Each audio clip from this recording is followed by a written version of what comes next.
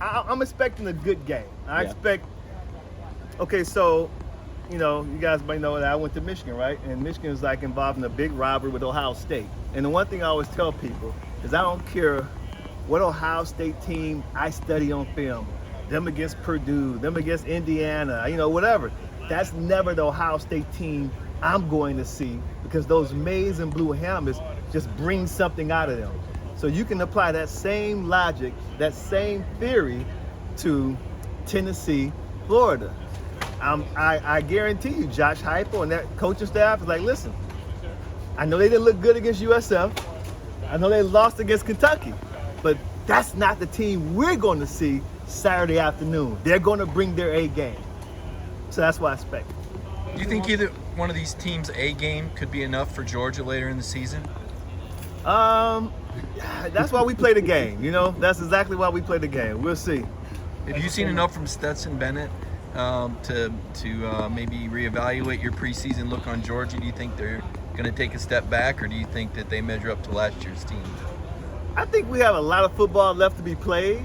They've looked really great against some subpar competition, but I give teams credit for doing what they're supposed to do, because we've also seen teams that have been, so-called jargonauts, but when playing against the lesser opponents, they play down to that opponent's level and they win the game, but not impressively. So I give Georgia all the credit in the world for doing what they're supposed to do against the opponents that they've played. As a former player, what do you like about this offense, Josh Heupel's offense? Wow, it's a wide open offense. It kind of it gives a lot of freedom to the receivers. Especially once you study the offense, because they have routes that it's just not your traditional route tree, and they also have options on routes. So there's no reason to ever be covered. And it's a fun offense. You're going to get a lot of opportunities. So that's pretty much what I like about it. And then it puts the defense at a disadvantage, because once they decide to go hyper speed, you catch defenses in predicaments where they can't do their checks and they're kind of scrambling and, they're on their heels. So it gives you great advantages as a wideout. What's your evaluation of the Tennessee defense so far this season? Tennessee's defense, I think Tennessee's defense has been, they've been very good. But, like for me, I have to judge you against better competition. That's just how I'm wired, you know what I mean? So, as we go into conference play and people are really familiar with what you do is schematically, and we'll see how people try to attack their defense. And then we'll learn more about them. But, so far so good. Desmond, another Georgia question for you. Are you a Bulldog or something? I'm not a Bulldog. I'm a reporter. They're number one in the country. Are you a reporter for the Bulldogs? I'm a reporter in Atlanta. Yes, sir. Oh, there we go. Okay, Dog Nation. Okay. Yeah. Why are you here? Because you are, and you said a lot of things. Do you follow us? Was you App State? No, I don't follow you guys. Curious. No, it's good stuff. It's a great game this weekend here in Neyland Stadium. Being a Heisman Trophy expert, what would Stetson Bennett have to do to win the Heisman Trophy, in your opinion? Well, I'm just not as, I think I'm just not the guy to just prop people up to join my fraternity because they have a couple of good games. Like, you have to be, to me, is he your Davey O'Brien trophy winner right now? Like, to me, it's amazing how people prop these players up, and they may not even be the best at their position, but yet they always want to just usher them into my fraternity. The fraternity I'm a member of. And so I was like, hey, pump your brakes, slow down. Listen, week 1 after Utah, people were trying to usher in Anthony Richardson. So I'm always saying, hey, pump your brakes. Let's let them win like the award that's given to their position first before we start talking about they're the greatest player in all of college football. That's a hell of an honor, Outside of the two quarterbacks, who's your impact player to watch for either team? That's a good question. Let me see. I think the quarterbacks drive the day. I don't have a player who I'm really focused on that's beyond Anthony Richardson and Hendon Hooker. I'm trying to think.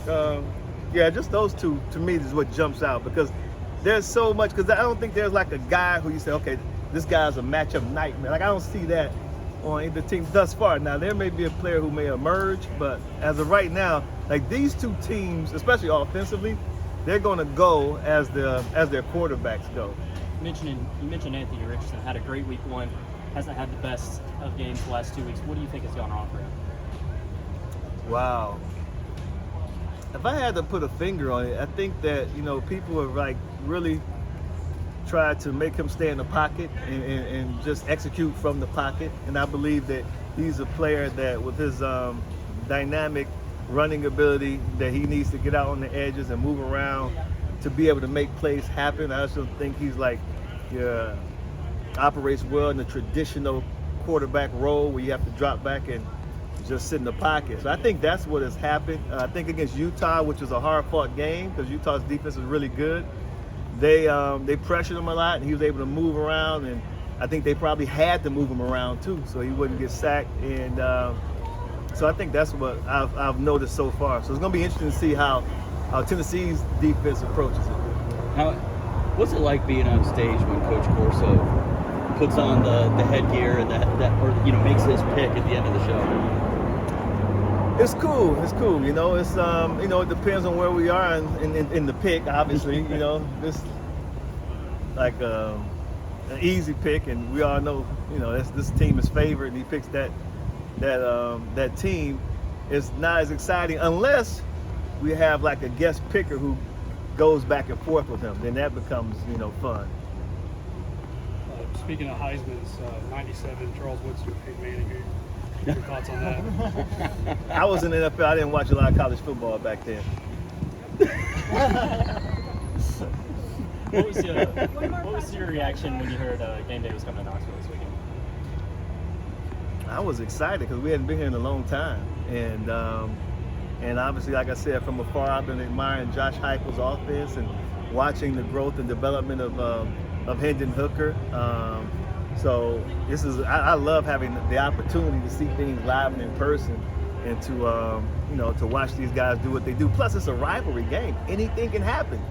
That's what makes these games so special. One team is favored. One team seems like it's kind of down in the dumps. They're kind of trying to figure it out. They're struggling. The quarterback hasn't even thrown a touchdown yet. You know what I mean? But then they come here and magic happens. So that's why we're all here. Thanks, Dave. Bless you guys. Have